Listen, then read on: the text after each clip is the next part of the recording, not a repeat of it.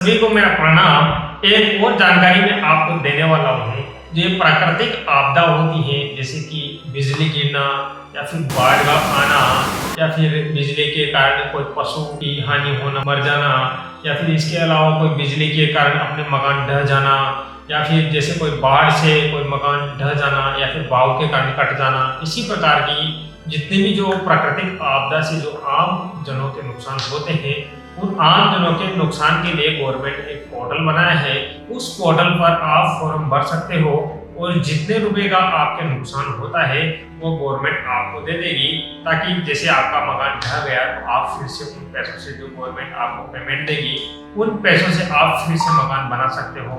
जैसे कोई पशु की जान चली गई, पशु मर गया, उस कंडीशन में अगर आप फॉर्म भरते हो तो जो गवर्नमेंट आपको पेमेंट देगी उस पैसों से आप फिर से जानवर खरीद सकते हो। तो सबसे पहले काम करना है, आपको पटवारी से मिलना है और पटवारी से बोलना है कि हमारे ये फला फला नुकसान हो गए हैं, आप देखिए।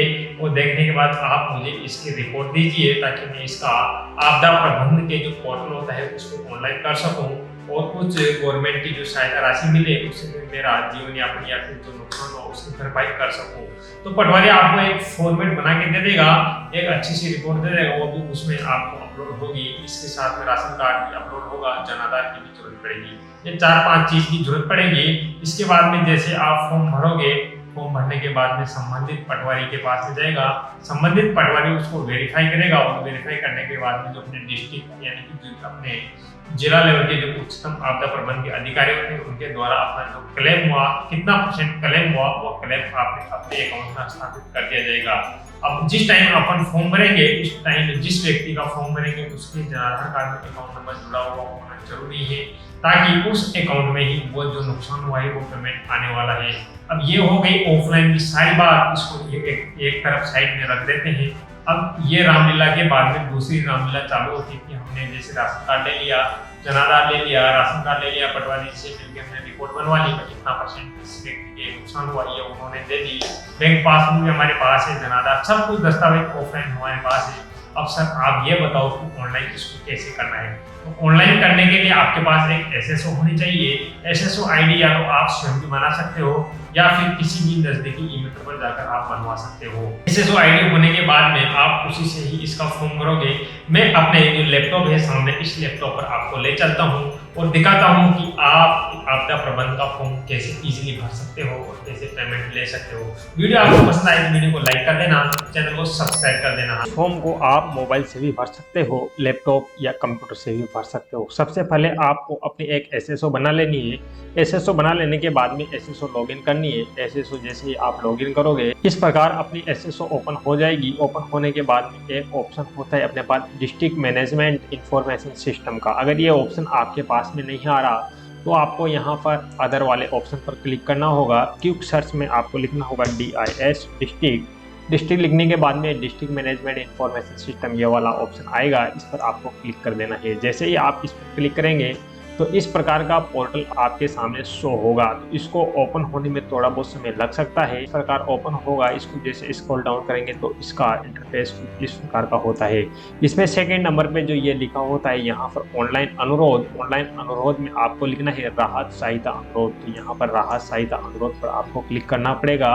क्या आपके पास जनाधार कार्ड है? तो जनाधार कार्ड है तो यहाँ पर क्लिक करेंगे। यहाँ पर क्लिक करने के बाद में जनाधार ID के साथ खोजे पर क्लिक करेंगे। यहाँ पर जनाधार नंबर टाइप करेंगे। जनाधार नंबर टाइप करने के बाद में यहाँ पर विवरण प्राप्त करें पर क्लिक करेंगे। मैं यहाँ पर कुछ डिटेल सिक्योरिटी की वजह से हाईलाइट कर देता हूँ ताकि सिक्योरिटी रहे। उसके बाद में उस सदस्य का चयन करेंगे जिस सदस्य का फॉर्म भर रहे हो। मैं यहाँ पर उस सदस्य का चयन कर लेता हूँ। उसके बाद में इस प्रकार का फॉर्म, ब्लैंक फॉर्म आपके सामने यहाँ पर आ जाएगा। इस फॉर्म को आपको भरना है ताकि आपके जो आपदा प्रबंधन का जो पेमेंट है वो आपके आ जाए। यहाँ पर जैसे आपदा है तो आपदा किस प्रकार की आपदा है, जैसे भूस्खलन है, शीतलहर है, कोरोना महामारी, चक्रवात, सूखा, भूकंप, आग, बाढ़, हीट, भूस्खलन, आकाशीय बिजली, आंधी, तूफान, सुनामी क्या है वो आपको यहाँ पर सिलेक्ट कर लेनी है। मैं यहाँ पर जैसे बाढ़ वाली पर सिलेक्ट कर लेता हूँ। उसके बाद में स्कीम कौन से अनुग्रह सहायता लेना चाहते हो, या पशु क्षति पुनर्भरण लेना चाहते हो, आवासीय क्षति लेना चाहते हो, आकाशीय बिजली वाली क्षति लेना चाहते हो। यहाँ पर जैसे किसी का आवास ढह गया या फिर वो नष्ट हो गया तो यहाँ आवश्यक क्षति पर मैं क्लिक कर देता हूँ। आपकी स्थिति में आपके जो भी नुकसान हो वो आप यहाँ पर सेलेक्ट कर लें। स्कीम कैटेगरी क्या रहेगी, गंभीर रूप से क्षतिग्रस्त मकान हुआ या क्षतिग्रस्त नष्ट झोपड़ियाँ हुई या पूर्ण रूप से क्षतिग्रस्त मकान हुआ, आंशिक रूप से हुआ या फिर घर से जुड़ा हुआ पशु शेड हुआ। तो यहाँ पर मैं जैसे पूर्ण रूप से क्षतिग्रस्त मकान पर क्लिक कर देता हूँ। आपके जो भी हुआ हो वो आप यहाँ पर क्लिक कर देना। क्लिक करने के बाद में उसकी जो कैटेगरी है वो कैसी है, वो मतलब कच्चा घर है, पक्का घर है, कैटेगरी आपको यहाँ पर सेलेक्ट कर लेनी है। मैं यहाँ पर जैसे पक्का घर सादा क्षेत्र में कर देता हूँ। उसके बाद में कितना प्रतिशत, आपको कितना प्रतिशत पटवारी ने लिख दिया कि ये जो मकान है कितना प्रतिशत डस गया या फिर नष्ट हो गया। जैसे उसने दिया आपको 100%, तो यहाँ पर आपको 100 कर देना। 100 करने के बाद में यहाँ पर अधिकतम मात्रा 100 है तो 100 कर दिया। 50 देगा तो 50 के हिसाब से आ जाएगा। उसकी जो भी निर्धारित गवर्नमेंट का पेमेंट होता है वो इतना पेमेंट ऑटोमेटिक आ जाएगा। जैसे उसने आपको लिख के दिया, पटवारी ने 70% भाई क्षतिग्रस्त हुआ तो यहाँ पर ये पेमेंट हुआ और यहाँ पर 70% आ जाएगा। तो जो भी जितना परसेंट पटवारी आपको लिख के देगा उस हिसाब से यहाँ पर आपके परसेंटेज और उसकी जो सहायता राशि मिलनी है वो लगभग यहाँ पर आ जाएगी। अब ये तो होती है ऑटोमेटिक सहायता राशि, इसमें नेगोशिएबल भी कम ज्यादा हो सकता है। वो निर्भर करेगा आपके डिस्ट्रिक्ट आपदा प्रबंधन के अधिकारी और कितना पेमेंट आपके अकाउंट में ट्रांसफर करते हैं। उसके बाद में आपदा की दिनांक किस तारीख को आपकी आपदा आई थी वो तारीख आपको यहाँ पर सेलेक्ट कर लेना है। आपदा का विवरण क्या है, जैसे बाढ़ आई तो यहाँ पर बाढ़ लिख देना।